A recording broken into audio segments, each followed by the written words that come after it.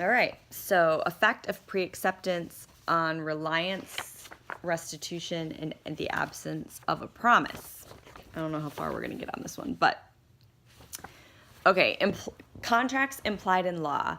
No implication that there is a contract. Circumstances demand that the law should create a contract. So that's implied in law. But implied in fact, circumstances indicate that the parties were creating a contract.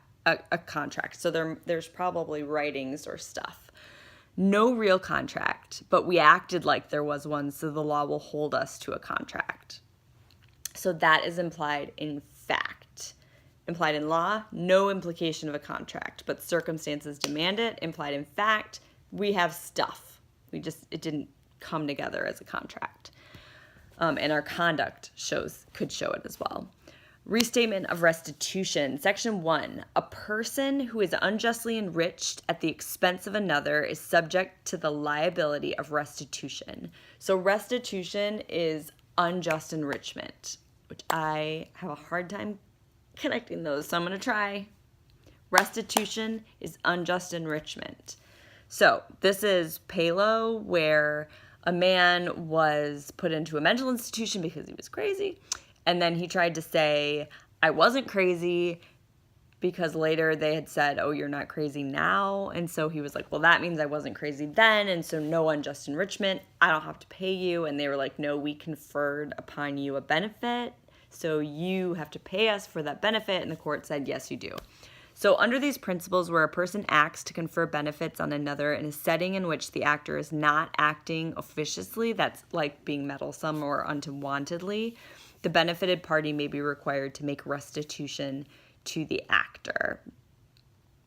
Where a person performs services for another which are known to and accepted by the latter, the law implies a promise to pay for those services. So that's hard when it's a mental patient. All right, more narrow rule is section 112. And that says a person who, without mistake, coercion, or request, has unconditionally conferred a benefit upon another is not entitled to restitution except where the benefit was conferred under circumstances making such action necessary for the protection of interests of others or the third party.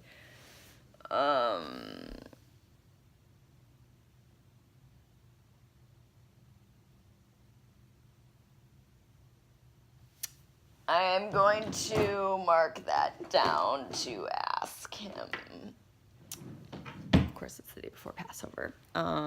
We're doing small chunks, so I'll go back to it. Okay. Restatement of restitution 116, specific restitution. A person who has supplied things or services to another, although acting without the other's knowledge or consent, is entitled to restitution, therefore, from the other, if.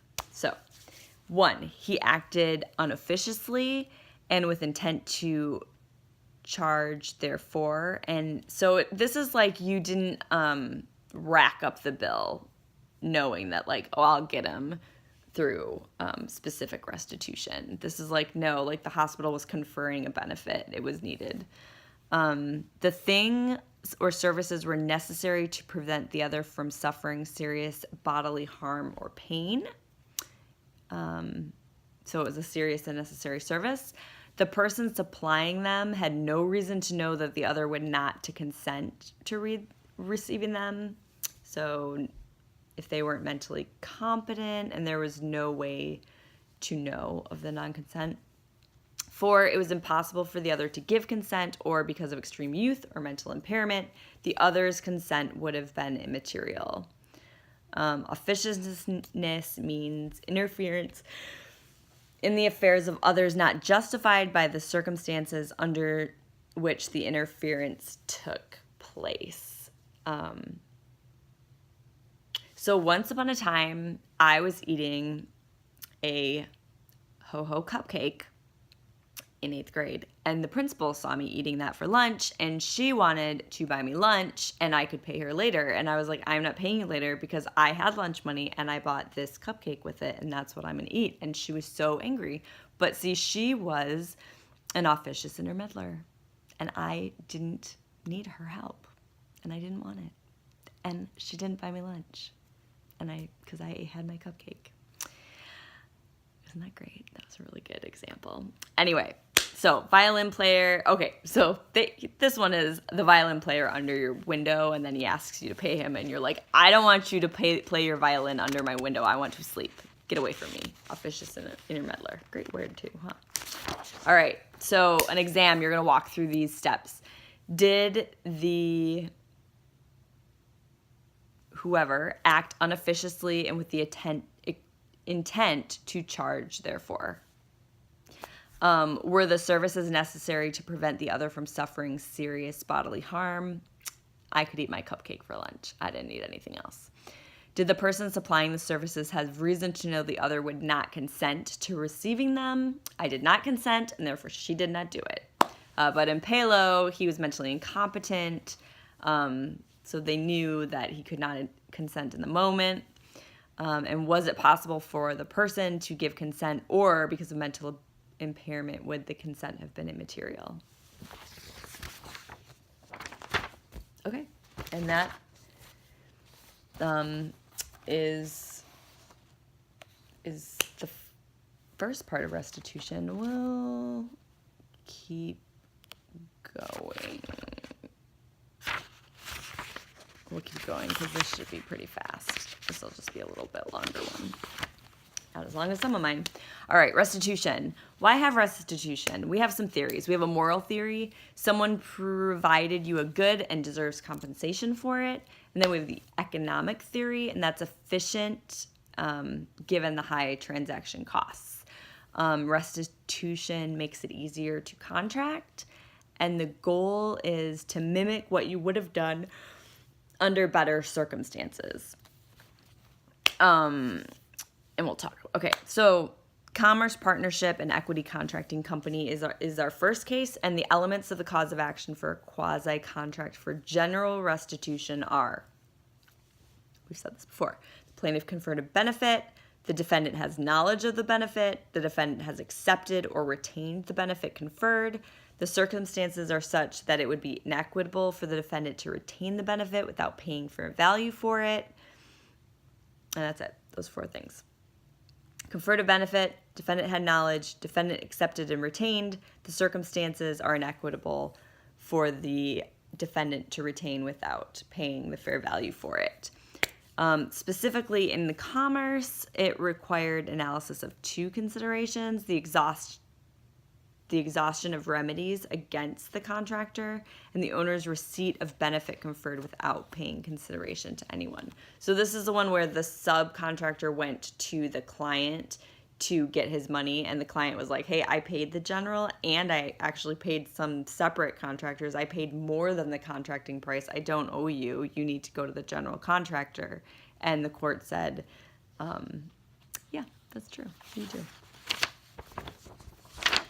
And then, so that is restitution. And then we have promissory restitution.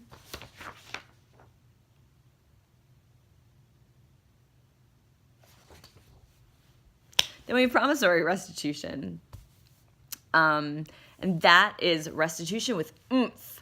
So this is Mills v. Wyman, and it is said a moral obligation is sufficient consideration to support an express promise, and some authorities lay down the rule thus broadly. But upon examination of the cases, we are satisfied that the universality of the rule cannot be supported, and that there must be some pre-existing obligation which can become operative on the positive law to form a basis for an effective promise. Thank you, Mills v. Wyman. If you don't know what that means, neither do I, so let's keep going. Restatement 82, promise to pay indebtedness, effect of a statute of limitations. So a promise to pay all or part of a contract of an antecedent contractual or quasi-contractual indebtedness owed by the promisor is binding if the indebtedness is still enforceable or would be except for the effect of a statute of limitations. So if you said you're going to pay, you're going to pay. Restatement 83, promise to pay indebtedness discharged in bankruptcy, an express promise to pay all or part of an indebtedness of the promisor, discharged or dischargeable in bankruptcy proceedings began before the promise is made, is binding. Mills v. Wyman was the sick adult son taken care of by this man. The father said he would pay, but then he didn't pay, and the court said he has no duty to pay. He's not a minor, so you wouldn't have been financially responsible for him, and that would be where you would have a duty to pay this person, but you don't. It was never a duty to begin with, so it's not a duty now. And then we have Webb v. McGowan, and this is the man dropped a block out the window. He was dropping blocks at the window, and then he saw someone coming, and it was too late, so he kept going so he could shove it, and he was permanently injured. And the man promised to pay the injured man for life, and he did, and then when he died, his estate didn't want to pay anymore. But it was for his life, not the man's life. And so basically promissory restitution, they call this the Webb theory. It says, we assume this is the deal you would have made. So if you could have been falling out of the window and you could have pressed pause and you said, hey, would you like me to be crippled for the rest of my life to save your life, or would you rather die? He would go, I would like to be saved. And so that was the deal they would have made. Could they have pressed pause? If we could have paused Webb's accident, that would have been what would have happened. So why should these promises be binding?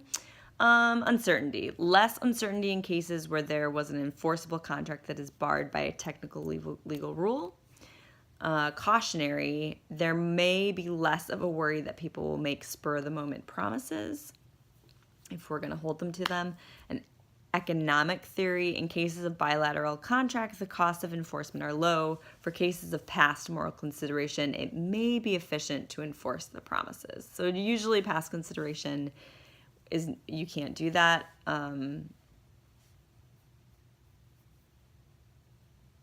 But if it's like super close, maybe we'll ask that too. I really need a pen.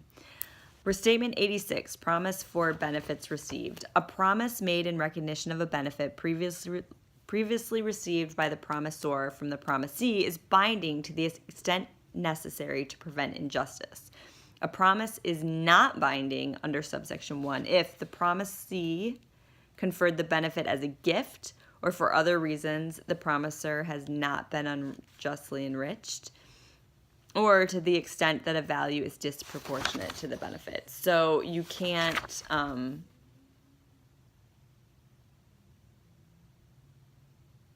disproportionate to the benefit. That's pretty easy. But the gift, it can't be like, oh, I gave you a gift. Like, remember when I gave you that gift and now I'm holding you to something forever. Like that's you can't say it's a gift and then expect to be given, to get paid for your unjust enrichment. Questions. What is a gift?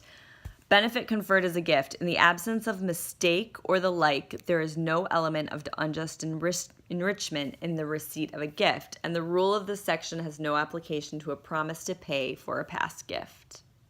So if it's a gift, it's a gift, even if someone promises to pay for it. What about past consideration, like in Plowman? He already paid, so no unjust enrichment. Benefit conferred pursuant to a contract. By virtue of the policy of enforcing bargains, the enrichment of one party as a result of unequal exchange is not regarded as unjust, and this section has no application to a promise to pay or perform more or to accept less than is called for by a pre-existing bargain between the same parties. So it's not a contract offense of unequal bargaining power or any of that. Not that that is, but we'll go into those in a minute.